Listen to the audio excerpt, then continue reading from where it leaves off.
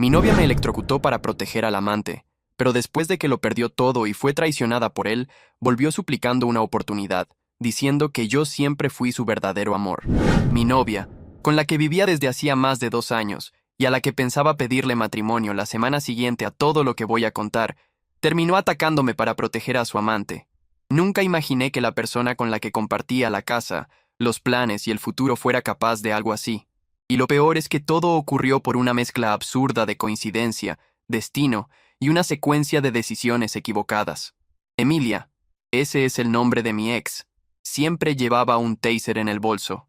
Decía que era por seguridad, y yo lo entendía perfectamente. Vivimos en una ciudad donde la violencia solo aumenta. Lamentablemente, las mujeres suelen ser blancos fáciles de situaciones peligrosas. Nunca cuestioné esa costumbre. Al contrario, siempre pensé que era una actitud responsable.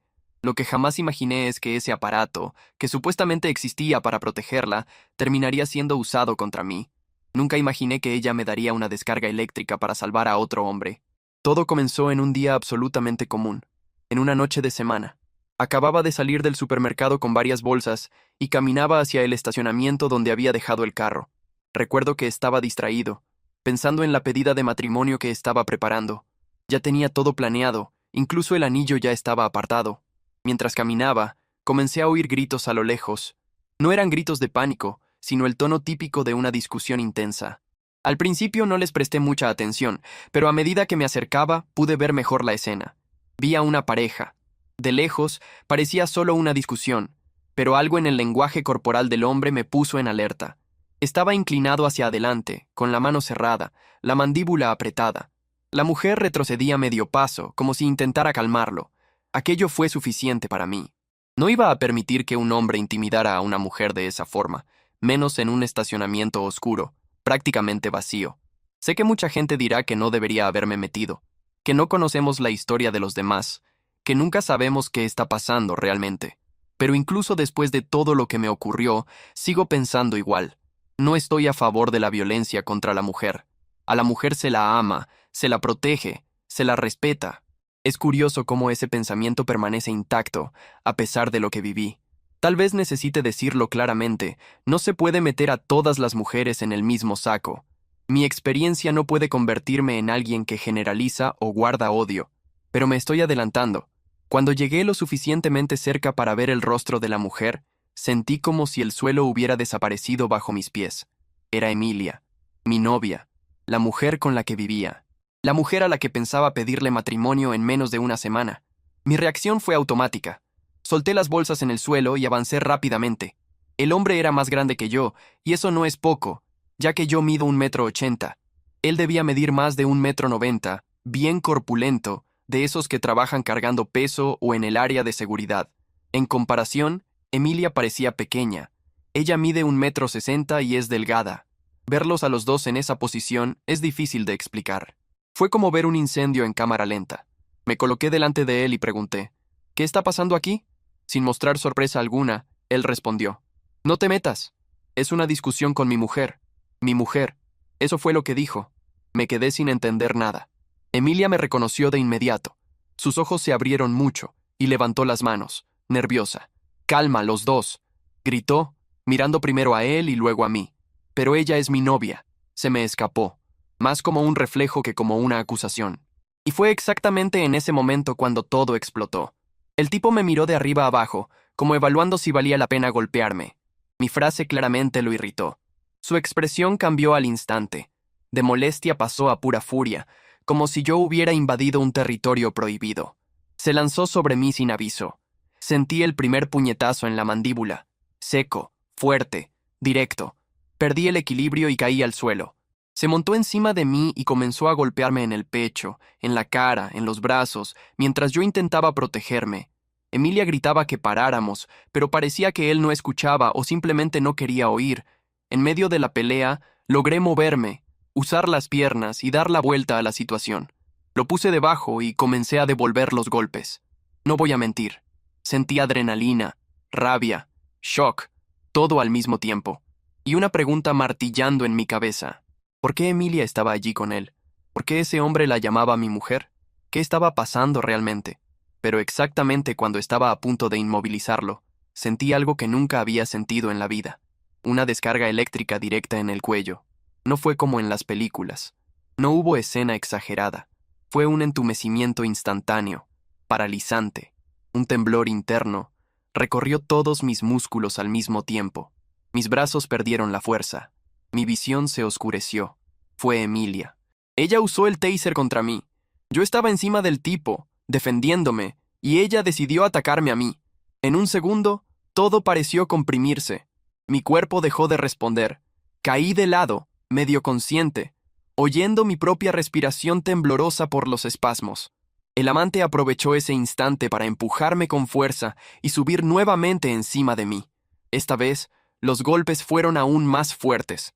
Me pateó en las costillas, directo, 1, 2, 3 veces.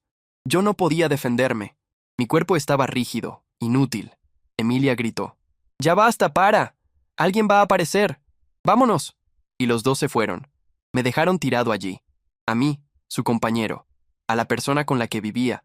A la persona con la que planeaba un futuro y que pensaba pedirle matrimonio. Me dejaron como basura en el suelo del estacionamiento.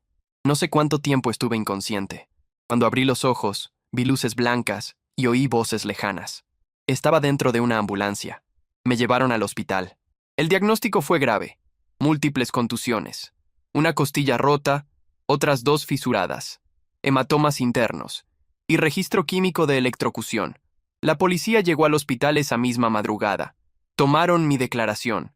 Conté todo lo que pude, entre el dolor físico y la indignación. El informe fue claro. Agresión agravada y uso indebido de arma eléctrica. Presenté la denuncia sin dudar. Las cámaras del estacionamiento y los testigos confirmaron todo. Al día siguiente, el tipo fue detenido. Se llamaba Marco. Trabajaba como seguridad en un club nocturno cercano y ya tenía antecedentes por peleas y altercados. Lamentablemente, Emilia no fue detenida en ese momento, pero fue citada, recibió una advertencia legal y quedó oficialmente registrada por uso de arma eléctrica contra un tercero. Era su primer antecedente penal, pero el historial ya estaba manchado, y lo más curioso, lo más repugnante, lo más triste, es que Emilia no me buscó para saber cómo estaba. Claro, después de todo lo ocurrido yo ya no quería verla, pero en el fondo, aún esperaba alguna señal de arrepentimiento, alguna preocupación, cualquier cosa, pero solo me buscó para pedirme que retirara la denuncia. Dijo que yo me había metido en una discusión que no era mía. Dijo que se había enamorado de Marco, que las cosas no deberían haber salido de esa manera, que él estaba asustado, que su vida se arruinaría si el proceso continuaba, que yo necesitaba entenderla, que todo había sido solo una reacción del momento. Mucho discurso vacío, mucho bla bla bla. Nunca asumió responsabilidad por nada. Su único interés era que yo ayudara a limpiar el desastre que ella misma creó. Fue allí donde entendí, de una vez por todas, quién era ella realmente. No necesité más explicaciones, ni disculpas. Cerré la puerta, continué con el proceso legal, y desaparecí de su vida. Ahora estoy recuperándome y reorganizando todo lo que viene por delante. Emilia no volvió a buscarme y, siendo sincero, prefiero que siga así. Cuando haya novedades sobre la sentencia de Marco, volveré para actualizar. Actualización 1. Antes que nada, gracias a todos por los consejos que recibí después de publicar lo que me pasó. Hubo bastante discusión sobre mi decisión de intervenir cuando veo a alguien en peligro, especialmente si se trata de una mujer. Lo entiendo. Cada persona interpreta ese tipo de situación de forma diferente. Pero, incluso después de todo lo que viví, mi posición no cambió. Si vuelvo a ver a alguien siendo intimidado, ayudaré de la forma que pueda. Cada uno elige cómo actuar, y yo no voy a convertirme en alguien que gira la cara por miedo a equivocarse. Esa parte de mí no pretendo cambiarla. Dicho eso, ahora quiero entrar en detalles que muchos pidieron, porque en la primera publicación no pude extenderme tanto. La verdad es que todo lo que pasó después del hospital fue tan extraño y confuso como la agresión misma. Cuando salí del hospital, lo primero que hice fue pasar por el apartamento donde Emilia y yo vivíamos. No sabía qué iba a encontrar, ni si ella estaría allí. Fue extraño abrir la puerta y ver todo exactamente como siempre, como si nada hubiera pasado. Las luces apagadas, las cosas en su lugar, su bolso en el perchero, la chaqueta tirada sobre la silla, todo igual. Comencé a empacar mis cosas. Las metí en maletas sin detenerme a recordar nada. Simplemente no tenía sentido quedarme allí ni un día más. Después llamé a la propietaria del apartamento y le avisé que estábamos dejando el inmueble. Ella ya sabía que algo había pasado, porque la policía había ido por allí, pero no hizo preguntas. Solo dijo que haría la inspección cuando el apartamento fuera entregado limpio. Luego, le envié un único mensaje a Emilia. Un mensaje directo, sin insultos. Ven a recoger tus cosas del apartamento. La propietaria va a hacer la inspección, así que deja todo limpio. No esperaba respuesta, pero ella respondió. Su mensaje fue: ¿Dónde esperas que duerma ahora? No deberías haber devuelto el apartamento. Fue en ese momento cuando tuve la certeza de que había tomado la decisión correcta. Solo respondí: eso ya no es problema mío. Al fin y al cabo, ella ni siquiera había vuelto al apartamento después de todo lo ocurrido. No sé si recogió sus cosas y, sinceramente, no me importa. Ya no era asunto mío. Sobre Marco, el hombre que me agredió, el proceso judicial avanzó rápido, porque había pruebas sólidas y testigos. Después de la audiencia, fue condenado a varios meses de prisión por agresión agravada y lesiones corporales.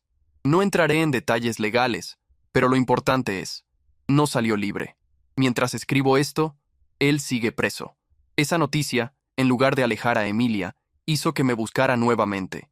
Me escribió diciendo que aún era tiempo, que yo podía arreglar todo, que debía dar un paso atrás y permitir que ella y Marco fueran felices. Sí, exactamente eso.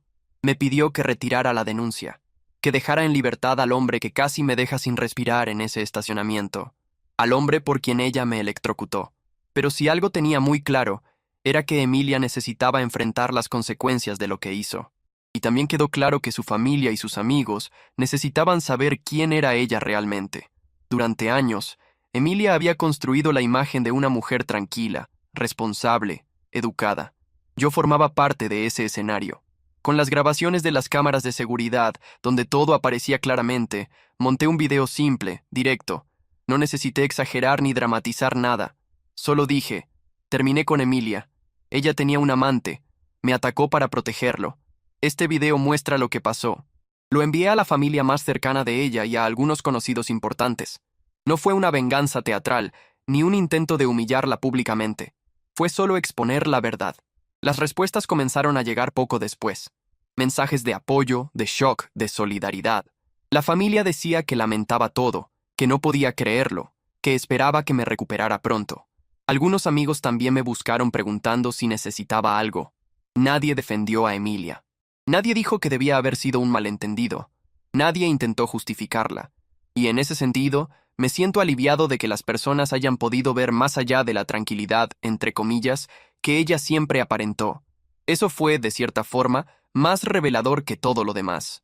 Porque durante años ella había dicho que yo era un buen hombre, y ahora esa imagen contrastaba con las actitudes de ella.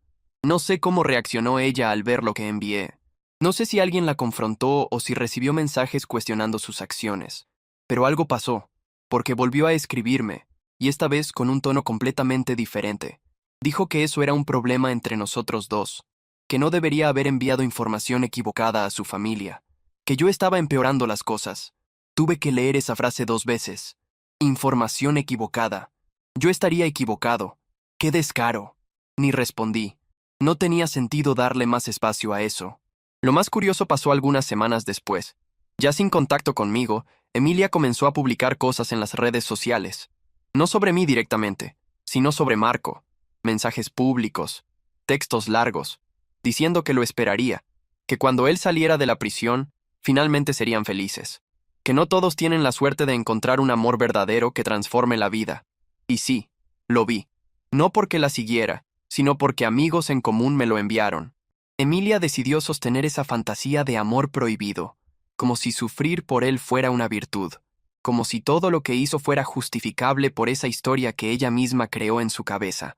No soy psicólogo, ni pretendo serlo, pero, sinceramente, creo que algo le pasó.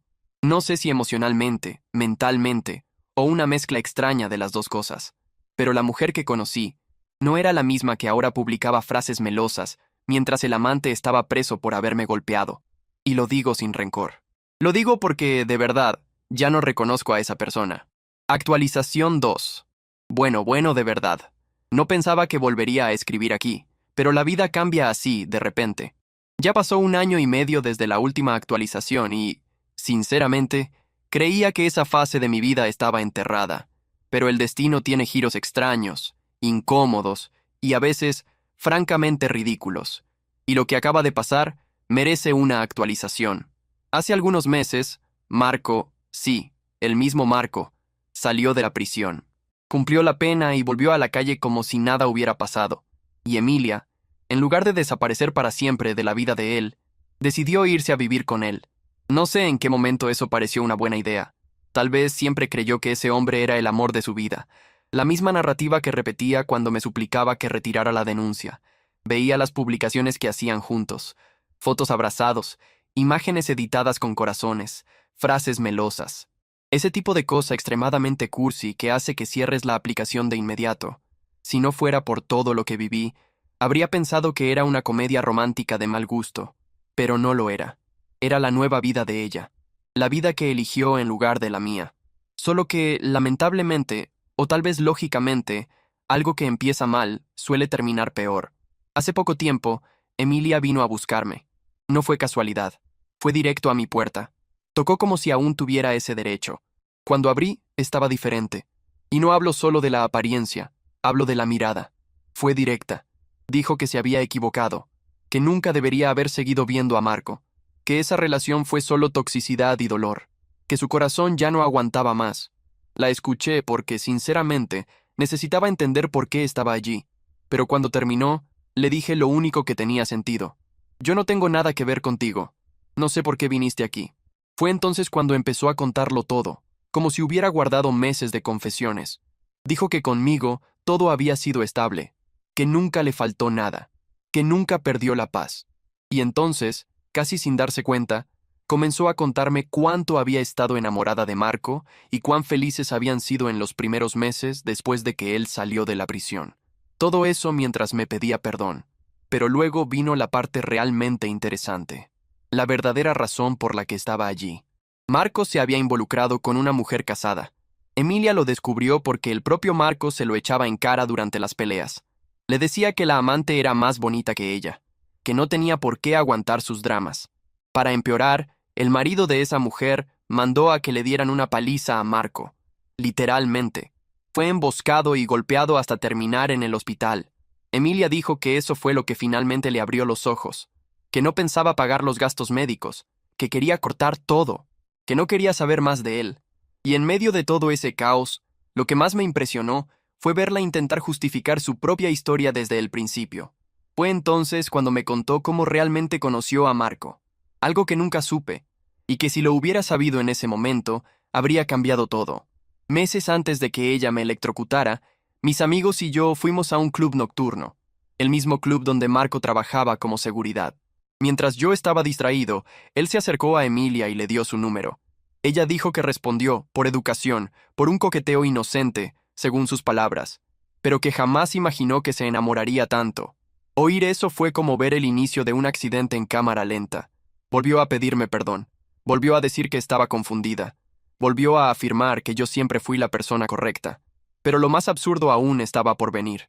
En medio de todas esas disculpas, se le escapó el verdadero motivo por el que me había buscado. Ya no conseguía empleo. Antes, trabajaba en oficinas, con contratos formales. Ahora, por los antecedentes legales, muchas empresas descartaban su currículo sin siquiera llamarla. Dijo que las grandes empresas consultan el registro penal, y que ese detalle estaba cerrando puertas por todos lados. Después de contarme eso, me pidió dinero. Sí, dinero.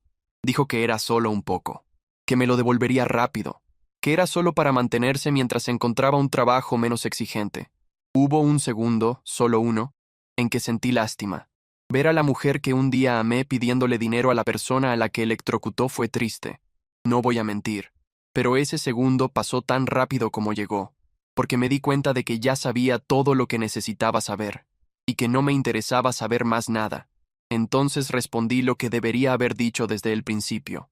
Ni ahora, ni nunca vamos a tener otra oportunidad, y no voy a ayudarte en nada. Ella comenzó a llorar. Dijo que sus padres habían limitado el dinero que le enviaban, que la estaban presionando para que asumiera responsabilidad por su propia vida, que no sabía cómo pagaría el alquiler, que, con antecedentes, era difícil hasta conseguir una entrevista. Pero nada de eso era problema mío. Repetí, sin alzar la voz. Lo que te pase ahora no es cuenta mía. Ella siguió suplicando. Pidió que recordara lo que tuvimos, que entendiera que estaba en una situación complicada, que solo necesitaba un empujón. Simplemente cerré la puerta. Desde ese día, no he tenido más noticias de ella. En cuanto a Marco, sinceramente, no sé cuán grave es su estado de salud. Por lo que Emilia contó, parece que fue serio. Huesos rotos, contusiones fuertes, algo así. No entró en detalles, y yo tampoco pregunté. Todo lo que sé es que, en este momento, está en el hospital recuperándose de la paliza que le dieron por involucrarse con una mujer casada. Sé que suena cruel, pero una parte de mí siente curiosidad. A veces pienso en aparecer en ese hospital, verlo acostado en la cama, mirarle la cara y sonreír. Solo eso. Es una idea tentadora. No sé si lo haré. Aún lo estoy pensando. Viene sin GPS y atropella a todo el mundo en el camino.